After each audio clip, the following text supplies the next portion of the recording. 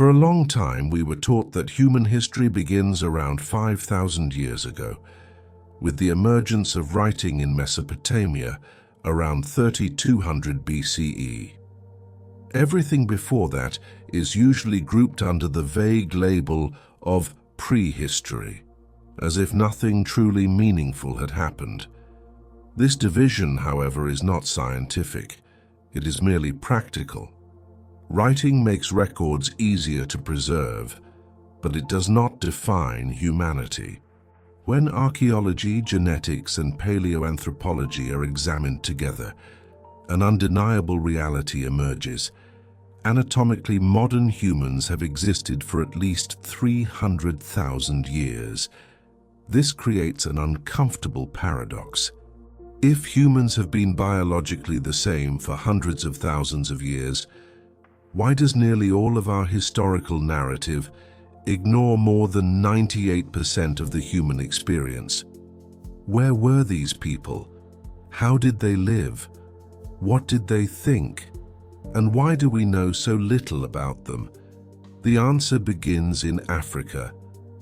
Before we dive in, tell us where you're watching from and subscribe if you're enjoying Primal Roots. In 2017, a study published in Nature, led by paleoanthropologist Jean-Jacques Hublin, presented new data from fossils discovered at Jebel Irhoud in Morocco. These remains were first excavated in the 1960s, but modern dating techniques, thermoluminescence and uranium series analysis, revealed something astonishing. The fossils were approximately 315,000 years old. Even more striking was their anatomy. These were not primitive ancestors with ape-like traits. They were Homo sapiens with largely modern features, a high cranial vault, reduced facial projection, and a defined chin. This discovery pushed the origin of our species back by more than 100,000 years and shattered the idea of a sudden, localized birth of humanity. Similar evidence soon followed from other parts of Africa. Fossils from Homo kibish in Ethiopia dated to around 195,000 years ago. The Herto remains, also from Ethiopia, dated to roughly 160,000 years ago. Sites in South Africa and Kenya revealed regional variations of the same emerging human population. Together, these findings point to a clear conclusion. Homo sapiens did not appear at a single place at a single moment. Our species emerged as a network of interconnected populations spread across the African continent, exchanging genes, technologies, and behaviors over tens of thousands of years. Human origins are Pan-African, gradual, and deeply complex. But here lies a crucial distinction. Having a modern body does not automatically mean having a modern mind. Although early Homo sapiens had brain volumes comparable to ours, averaging between 1,300 and 1,400 cubic centimeters, this alone does not guarantee the kind of symbolic, abstract thinking associated with modern human behavior. This gap between anatomy and behavior has become one of the most challenging questions in paleoanthropology. For more than 100,000 years after anatomically modern humans appeared, the archaeological record shows relatively simple stone tools. Technologies such as Middle Stone Age Mode 3 industries dominated, marked by careful flaking techniques, but lacking clear evidence of figurative art, personal ornaments, or durable symbolic expression. These toolkits were similar to those produced by Neanderthals and other human species living at the same time. This raised a fundamental debate. Did modern human behavior emerge long after modern anatomy, or was it always present but largely invisible in the archaeological record? The absence of evidence does not mean the absence of capacity. Archaeology depends on materials that survive time, and most early human culture was made from substances that decay rapidly: wood, plant fibers, leather, hides, body paints, and sound itself. Wooden structures rot, textiles decompose. Entire coastal settlements were submerged when sea levels rose by roughly 120 meters at the end of the last ice age, between 12 and 8,000 years ago. Much of early human life simply vanished, yet some traces escaped destruction. At Pinnacle Point in South Africa, archaeologists uncovered evidence of systematic ochre use dating back approximately 200,000 years. Ochre is an iron-rich mineral pigment with no direct nutritional or mechanical value. Its repeated use suggests something beyond survival. Body painting, object marking, group identity, and symbolic communication are all likely explanations. These findings, documented in studies led by Curtis Morahan and published in journals such as Science, represent some of the earliest known signs of symbolic behavior. By around 100,000 years ago, the evidence becomes more explicit. Perforated shell beads discovered at Blombos Cave, also in South Africa, appear to have been worn as personal ornaments. These objects served no practical function. They carried meaning. Assigning abstract value to an object is a cognitive milestone. It is materialized language. Another major shift appears in the treatment of the dead. Intentional burials attributed to Homo sapiens date to approximately 100,000 to 90,000 years ago at sites such as Kafze and Skul in what is now Israel. Bodies were carefully placed, sometimes accompanied by objects. This was not disposal. It reflects awareness of death, memory, and possibly beliefs about continuity or significance beyond life. These behaviors were not exclusive to Homo sapiens. Neanderthals, who inhabited Europe and parts of Western Asia, between roughly 400,000 and 40,000 years ago, buried their dead, produced complex tools, and used pigments. Denisovans, known mainly through DNA recovered from remains in Siberia's Denisova cave, left genetic traces still present in modern populations across Asia and Oceania. Encounters between human species were not rare. They were part of our shared story. Between 300,000 and 40,000 years ago, Earth was not home to a single humanity, but to several. Homo sapiens, Neanderthals, Denisovans, Homo floresiensis in Indonesia, Homo luzonensis in the Philippines. Human evolution was not a straight ladder. It was a branching forest. What makes this realization even more unsettling is how little we have actually found. Archaeology is shaped by chance. A site must be in the right place, under the right conditions, and survive hundreds of thousands of years of erosion, tectonic activity, and climate shifts to be preserved. Most human stories were erased long before we ever knew to look for them. So when we speak of the lost 100,000 years, we are not talking about emptiness. We are talking about a vast ocean of human experience, lived by people biologically identical to us.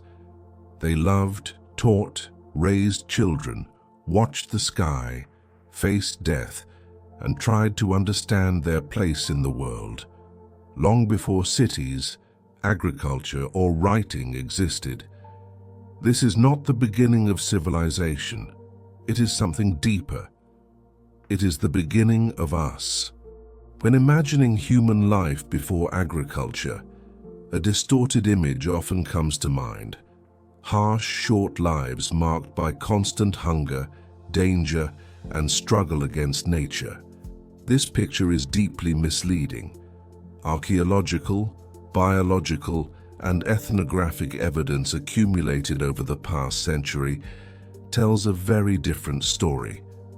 For roughly 95% of Homo sapiens' existence, from about 300,000 until 10,000 years ago, humans lived exclusively as hunter-gatherers. This was not a primitive phase waiting to be replaced by civilization. It was a highly refined, stable, and efficient way of life. Skeletal analyses from Paleolithic sites across Europe, Africa, and Asia consistently challenge modern assumptions. Remains from locations such as Dolny Věstonice in present-day Czechia, Sunghir in Russia, and Jebel Sahaba in Sudan reveal individuals who were generally well-nourished, with strong bones, relatively low rates of dental cavities, and fewer signs of chronic infectious disease than early farming populations. Comparative bioarchaeological studies, including those led by Clark Larson, show a clear pattern. The shift to agriculture coincided with declining health, increased nutritional deficiencies, and heavier disease burdens. Hunter-gatherer daily life was organized around small social units, typically bands of 20 to 50 individuals. This pattern appears both in Paleolithic archaeological contexts and in modern ethnographic studies of groups such as the Hadza of Tanzania, the San of the Kalahari, and Aboriginal societies in Australia. These groups were mobile, moving across landscapes according to seasonal cycles, climate patterns, and resource availability. Mobility was not instability, it was ecological intelligence. Contrary to popular belief, these populations did not spend their entire day searching for food. Classic studies conducted by anthropologist Richard Lee among the Kung San demonstrated that food acquisition required, on average, only 3 to 5 hours per day. The remaining time was devoted to social interaction, childcare, tool maintenance, rest, storytelling, and ritual practices. Leisure in this context was not a luxury. It was part of a balanced social system. Plant gathering provided a substantial portion of daily calories and demanded a level of knowledge comparable to an advanced empirical science. Men and women possessed detailed understanding of hundreds of plant species, which parts were edible, how seasonal cycles affected them, how to detoxify dangerous compounds, and how to use plants medicinally. Archaeological confirmation of this expertise appears in grinding stones and residue analyses dating back more than 30,000 years. At Ohelo II near the Sea of Galilee, archaeologists identified wild cereals, seeds, and evidence of food processing long before domestication. Hunting, meanwhile, relied far more on planning and cooperation than brute strength. Cut marks on large animal bones from sites such as Boxgrove in England, dating to nearly 500,000 years ago, and La Côte de Saint-Brelade in Jersey, reveal coordinated strategies, including driving animals into natural traps. During the Upper Paleolithic, hunting technologies became increasingly specialized. Balanced spears, spear throwers, and eventually early bows appeared, each reflecting innovation, experimentation, and knowledge transmission across generations. None of this was possible without strong social cohesion. Hunter-gatherer societies were profoundly egalitarian. Constant movement made accumulation impractical, and any attempt to dominate others threatened group survival.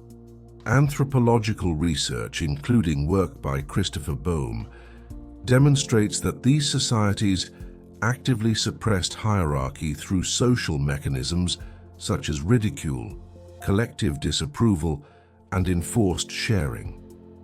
Sharing was not symbolic generosity. It was a survival strategy. A single successful hunt could produce more food than one family could consume before spoilage. Distribution ensured group resilience and reduced individual risk. Archaeological patterns of communal consumption, rather than isolated household use, support this model across Paleolithic sites. Childhood unfolded within a rich learning environment. Alloparenting, where multiple adults participate in childcare, appears to be a long-standing human trait. Knowledge transfer occurred through observation, imitation, and gradual participation rather than formal instruction. Skills were learned over years, embedded in daily life.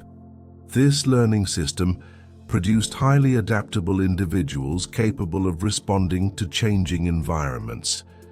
Traditional medicine further reveals the sophistication of these societies. Chemical residues preserved in Neanderthal dental calculus indicate the use of plants with pain-relieving and antibiotic properties over 40,000 years ago. Among Homo sapiens, there is evidence for systematic use of willow bark, rich in salicylic acid, as well as fungi and herbs now recognized by modern pharmacology. These practices required observation, experimentation, and collective memory.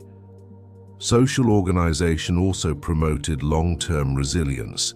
Small dispersed populations connected through kinship and exchange networks were less vulnerable to collapse. Infectious diseases struggled to persist in low-density populations, making epidemics extremely rare. The large-scale plagues that would later shape urban history simply could not take hold. Life expectancy at birth was reduced primarily due to high infant mortality, not because adults died young.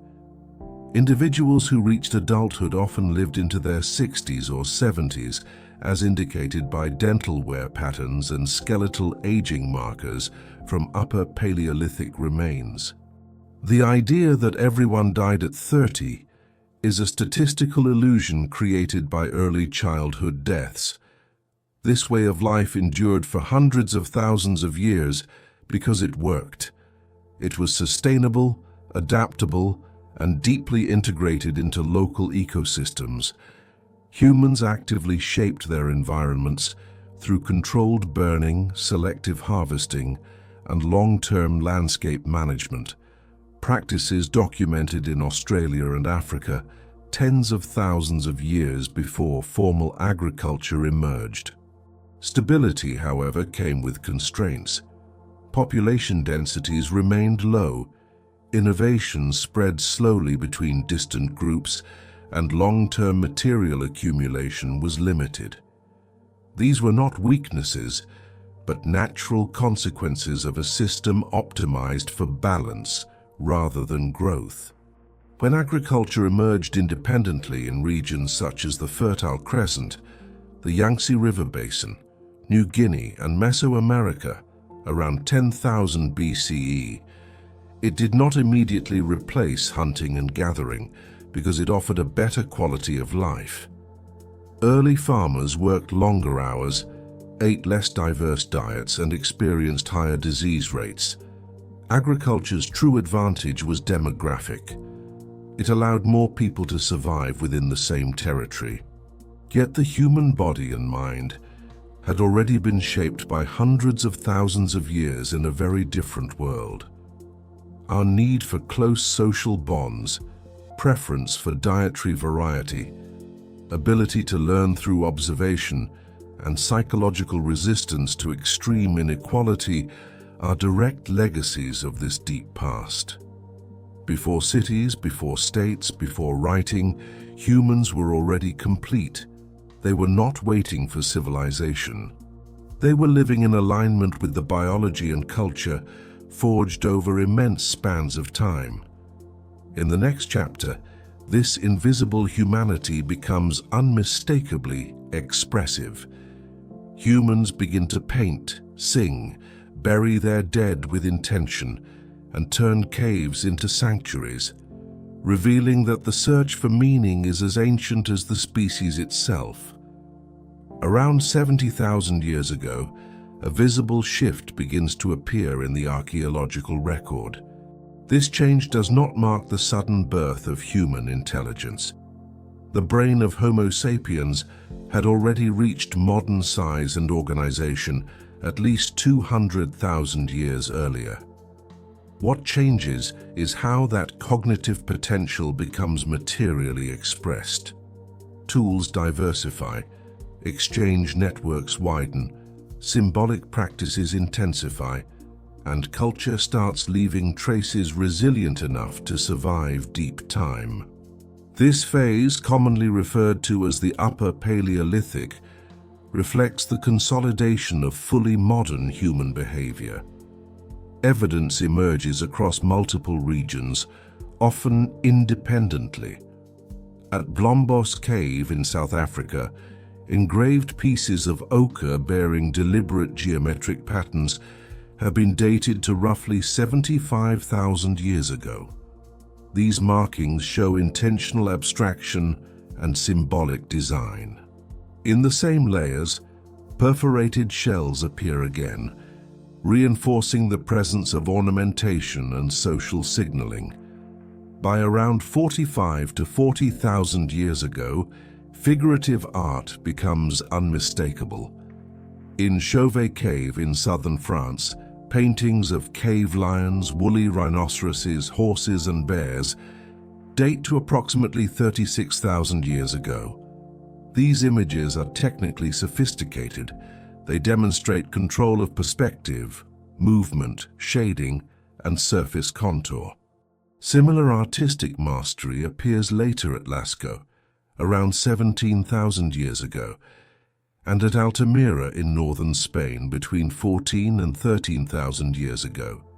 These caves were not everyday living spaces.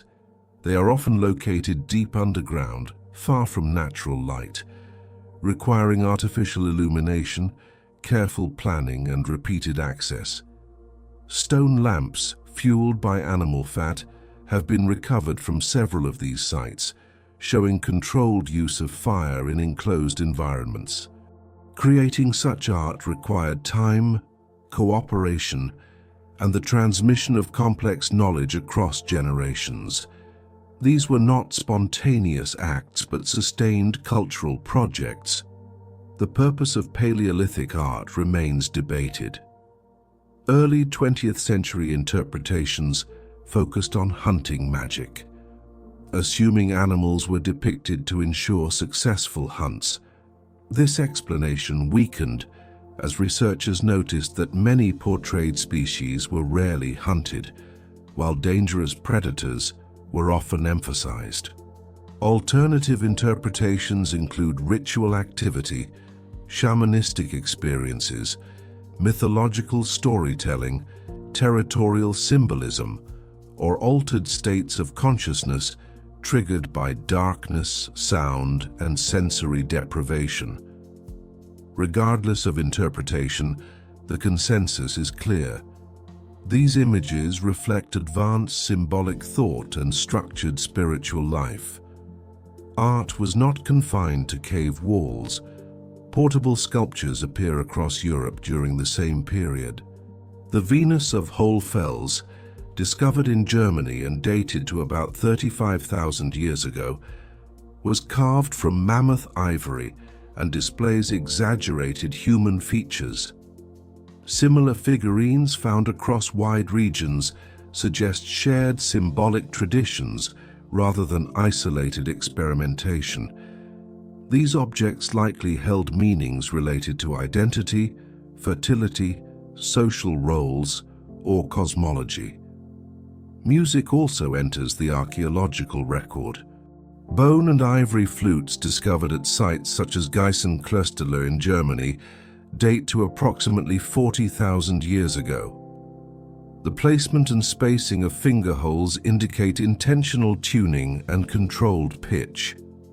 Music leaves little physical evidence, Yet these instruments confirm that sound played a role in social bonding, ritual, and emotional expression long before written language existed.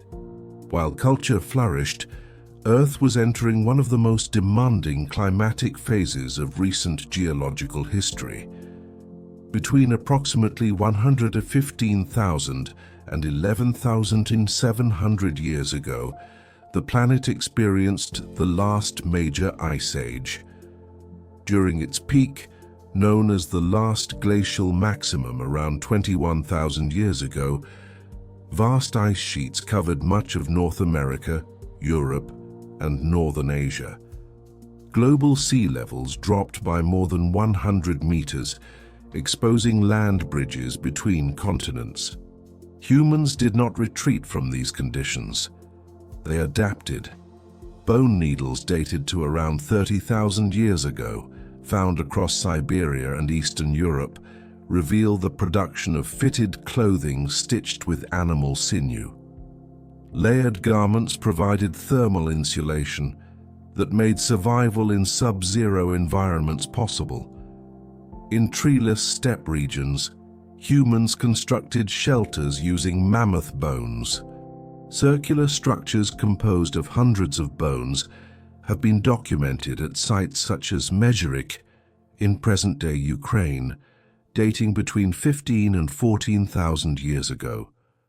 Covered with hides and turf, these dwellings provided effective insulation and could be occupied for extended periods, even during harsh winters. Hunting strategies evolved alongside environmental pressures. The pursuit of megafauna such as mammoths, giant bison, and woolly rhinoceroses required coordination, planning, and communication. Kill sites show evidence of group cooperation, strategic positioning, and repeated use of successful methods. These activities depended on complex language, shared knowledge, and long-term planning. Genetic studies suggest that human populations experienced severe demographic bottlenecks during this time. At certain points, the total number of Homo sapiens may have dropped to just a few thousand individuals worldwide. Yet this fragmentation also enhanced resilience. Dispersed populations connected by exchange networks ensured that local extinctions did not eliminate the species. These networks supported the most extensive geographic expansion of any terrestrial mammal. Between 65 and 60,000 years ago, groups of Homo sapiens began leaving Africa permanently. Genetic and archaeological evidence supports a coastal migration route along the Arabian Peninsula and southern Asia, where marine resources provided stable food sources. By around 50,000 years ago, humans had reached Australia. Even with lower sea levels, this journey required deliberate ocean crossings of up to 90 kilometers. Such voyages demanded watercraft, navigation skills, planning, and social coordination. These were intentional explorations, not accidental drift events. In Europe, Homo sapiens arrived around 45,000 years ago, encountering Neanderthal populations that had lived there for hundreds of thousands of years. For several millennia, the two species coexisted. Genetic evidence shows interbreeding, with approximately 2% of Neanderthal DNA still present in modern, non-African populations. By 40,000 years ago, Neanderthals disappeared as a distinct population, likely through a combination of demographic absorption, competition, and environmental stress, rather than simple extermination. Expansion continued across northern Asia, with humans reaching the Siberian Arctic by around 30,000 years ago. Adaptations to extreme cold, seasonal darkness, and resource scarcity emerged through cultural and technological innovation rather than biological change. High-altitude regions such as the Tibetan Plateau were eventually occupied, reflecting physiological and cultural flexibility. The final major expansion brought humans into the Americas. While exact timing remains debated, sites such as Monteverde in Chile indicate human presence at least 14,500 years ago, suggesting a rapid movement southward, likely along coastal routes from Beringia. Within a few thousand years, humans occupied nearly every habitable environment on the planet. Tropical forests, deserts, tundra, islands, and high mountains all became home to distinct cultures. Each landscape required new solutions, new traditions, and new knowledge systems. Diversity flourished long before agriculture or states emerged. When the climate stabilized around 11,700 years ago, at the start of the Holocene, some populations began experimenting with systematic plant cultivation and animal management. Agriculture did not arise as an inevitable step toward progress. It emerged independently in several regions as a local response to specific ecological conditions. It would eventually reshape human societies, but it was not universally adopted nor immediately beneficial. What matters is this: long before cities, writing, and political institutions, humans had already conquered the planet, created art of extraordinary complexity, developed refined technologies, and built symbolic worlds rich with meaning. Civilization did not complete humanity. Humanity existed fully before civilization. The so-called lost years were not empty. They were the era in which our species tested its limits, adapted to extreme environments, and formed the biological and cultural foundations of everything that followed.